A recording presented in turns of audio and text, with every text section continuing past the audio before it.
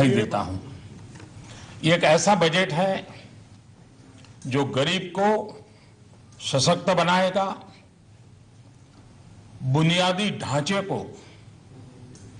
और मजबूत भी बनाएगा, गति भी देगा, हर किसी की उम्मीदों को अवसर देगा, अर्थतंत्र को एक नई ताकत देगा, नई मजबूती देगा और विकास बहुत तेजी देगा।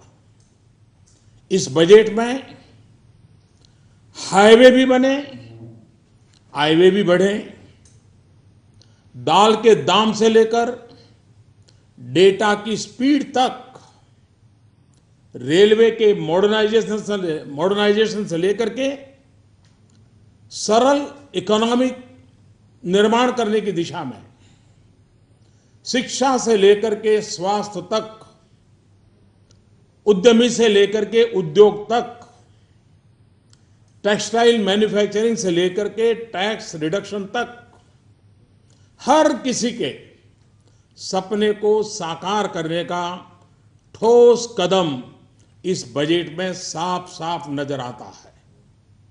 इस ऐतिहासिक बजट के लिए वित्त मंत्री के साथ साथ उनकी पूरी टीम भी अभिनंदन के अधिकारी है। ये बजट देश के विकास के लिए पिछले 2.5 वर्ष में जो कदम उठाए गए, जो फैसले लिए गए और भविष्य में और मजबूती के साथ आगे बढ़ने के इरादों के बीच ये एक बहुत महत्वपूर्ण कड़ी है। इस बजट को मैं देख रहा हूं। एक अन्य महत्वपूर्ण कदम है कि रेलवे बजट को जनरल बजट में मर्ज कर दिया गया है। इससे अब पूरे ट्रांसपोर्ट सेक्टर उसको इंटीग्रेटेड प्लानिंग में मदद मिलेगी।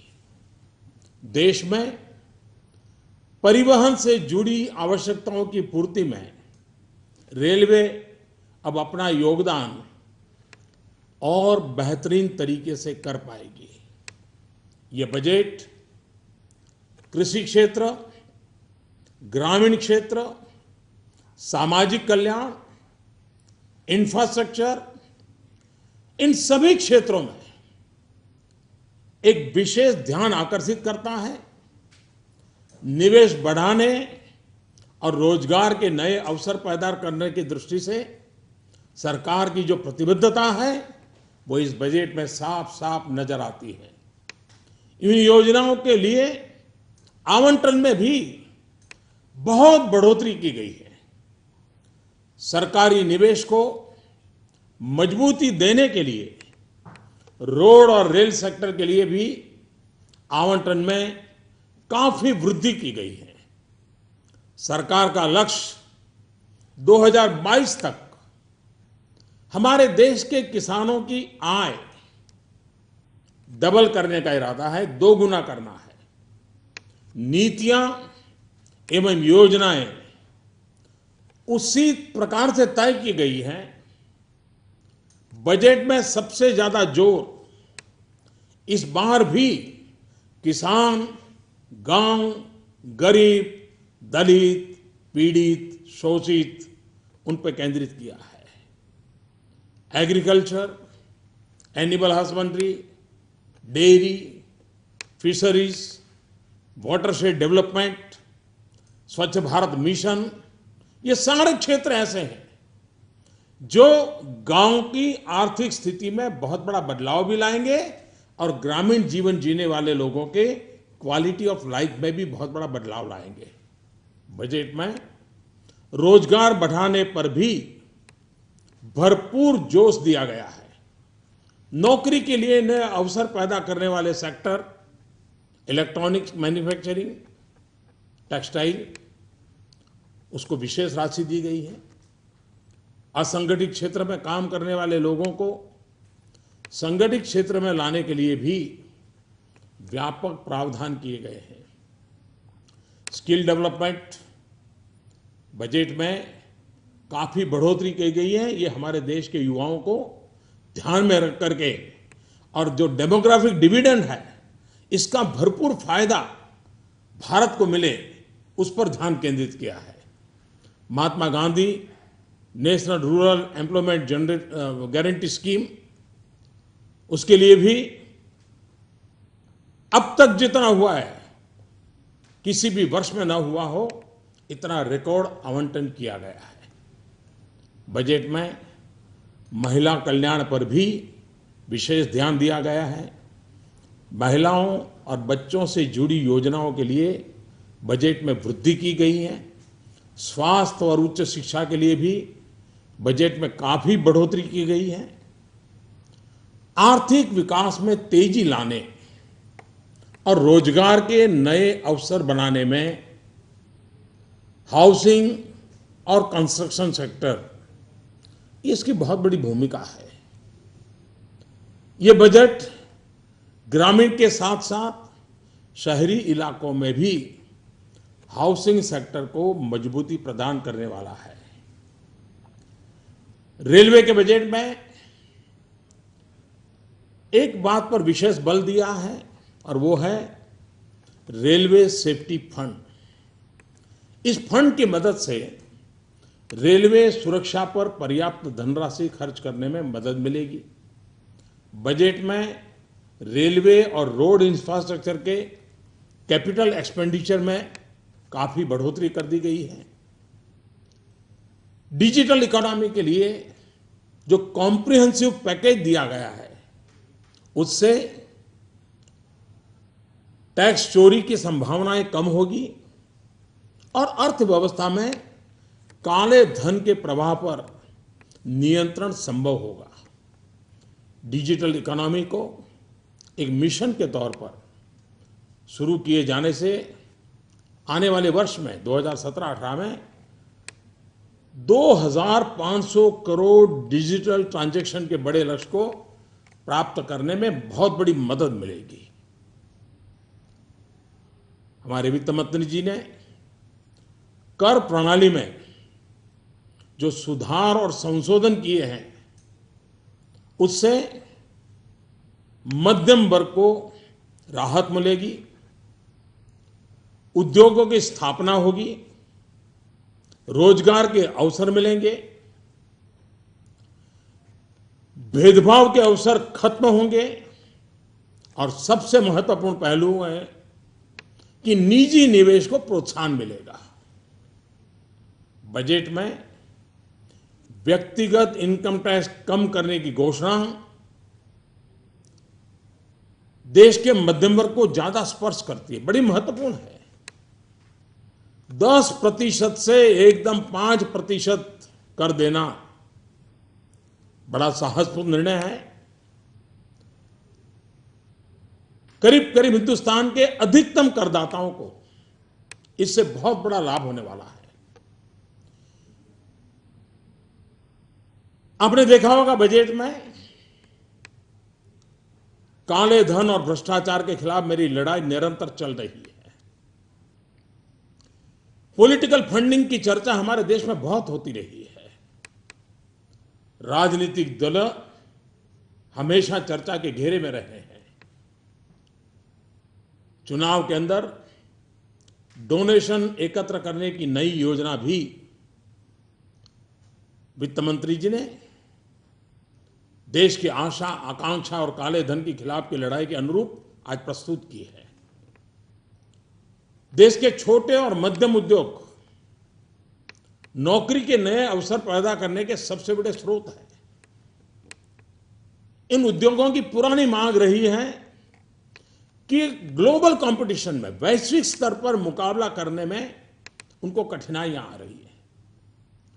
अगर इसके लिए टैक्स कम किया जाए तो हमारे लघु उद्योग, जो कि करीब करीब 90% से ज्यादा है देश में, और इसलिए सरकार ने छोटे छोटे उद्योगों को और उसमें परिभाषा में बदलाव करके उनके दायरे को भी बढ़ाया है और टैक्स को भी 30% से घटा करके 25% कर दिया है।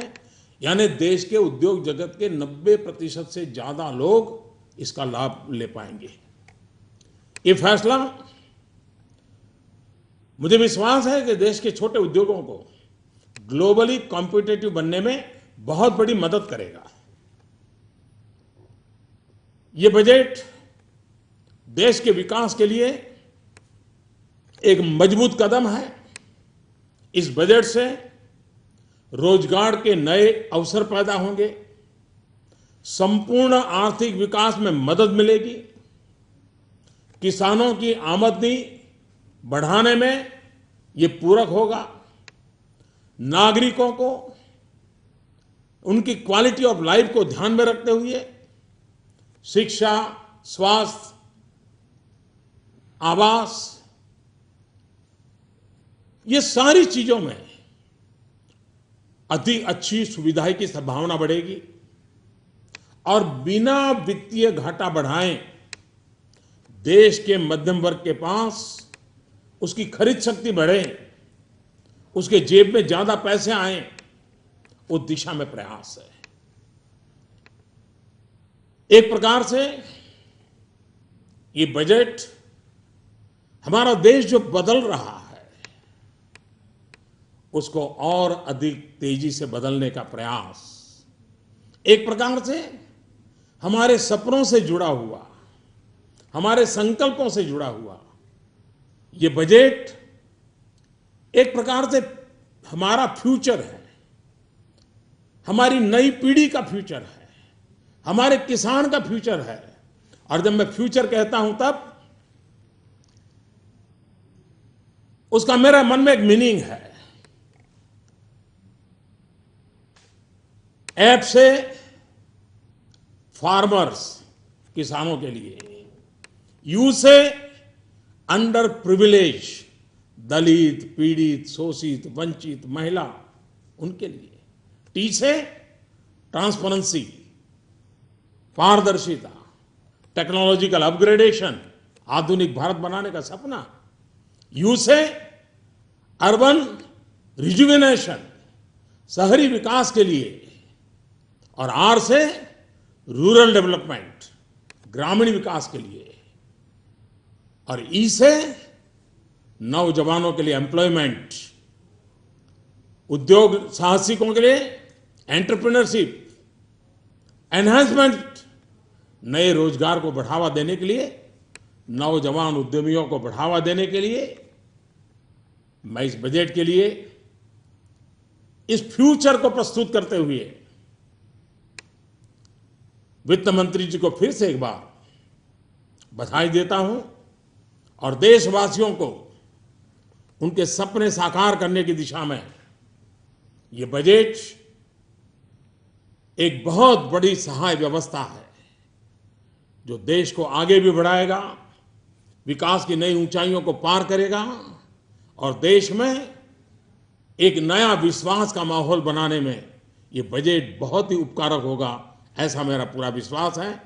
फिर एक बार वित्त मंत्री को, वित्त मंत्रालय को, उनकी पूरी टीम को हृदय से बहुत बहुत बधाई। दाल से लेकर डेटा तक का बजट प्रधानमंत्री ने आकलन किया और बताया कि ये बजट दाल से लेकर डेटा तक है। और क्या कुछ इस बजट की बड़ी बातें रहीं, नेहा के पास चलते हैं, फिर लौट के चर्चा में आएंगे। नेहा जी, बड़ी बातें बताएं उससे पहले बता दें, बजट पर प्रधानमंत्री मोदी ने कहा है ये बजट देश को दिशा देगा, ये बजट ऐतिहासिक है, इस बजट में हर तबके का ख्याल रखा गया है, सबके हित वाला बजट है ये। और उन्होंने कहा कि मध्यम वर्ग को राहत देना बिना वित्तीय घाटा बढ़ाए, ये बड़ी बात है। दाल से डेटा तक का बजट ये है। मोदी ने बजट को ऐतिहासिक कदम कहा। वित्त मंत्री अरुण जेटली को उन्होंने धन्यवाद दिया और कहा कि मध्यम वर्ग की क्रय शक्ति, खर्च करने की ताकत बढ़ेगी। हर क्षेत्र पर बजट में जोर दिया गया है और आपको बता दें गरीबों, किसानों पर ध्यान दिया गया है। ये बड़ी बात है जो खुद प्रधानमंत्री नरेंद्र मोदी ने बजट के बाद कही। रोजगार पर इस पर जोर है। स्किल डेवलपमेंट को हमने बजट के माध्यम से बढ़ावा दिया है। मजदूरों की जिंदगी इस बजट से बदलेगी। ये बजट देश को दिशा देने वाला है। प्रधानमंत्री मोदी ने कहा स्किल डेवलपमेंट पर ज्यादा खर्च किया गया है सरकार की तरफ से, जो बजट में खाका दिया गया है जिससे फायदा होगा। मिडिल क्लास का भी इसमें खास ध्यान रखा गया है। 10 से 5% टैक्स कर देना 5 लाख तक की आय वालों के लिए एक साहसिक कदम प्रधानमंत्री मोदी ने बताया। इसके अलावा रेल सेफ्टी फंड का उन्होंने जिक्र किया और कहा कि इस पर जोर दिया गया है। रेल सुरक्षा और मजबूत होगी।